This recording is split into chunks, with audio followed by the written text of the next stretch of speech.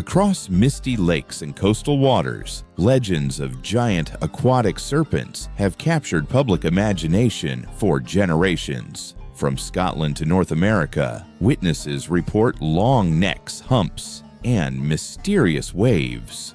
In Scotland, Loch Ness became world famous after 1933 reports described a massive creature in dark, peat-stained waters. Early sightings described whale-like forms, but the classic long-necked plesiosaur image soon took hold.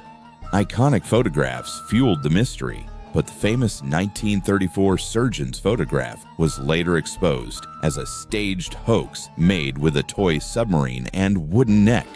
Scientific investigations followed. Massive sonar sweeps like Operation Deep Scan picked up a few unexplained sonar contacts, but none proved the existence of an unknown giant animal species. A comprehensive 2019 environmental DNA survey found no plesiosaur DNA in Loch Ness. However, scientists detected abundant eel DNA, leaving open the hypothesis of unusually large eels, though size cannot be proven. Across the Atlantic in Lake Champlain, the legend of Champ tells of a similar creature. Sightings vary widely, from serpentine coils to flippered bodies, with no single consistent shape described.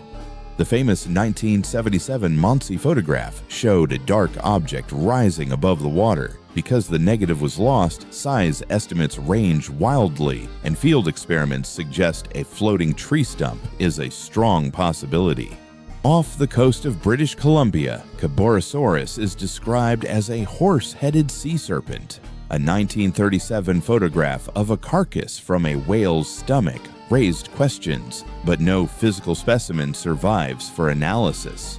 Biologists note that swimming deer, surfacing male elephant seals, low-flying birds, and boat wakes frequently create convincing optical illusions of multi-humped monsters on open waters.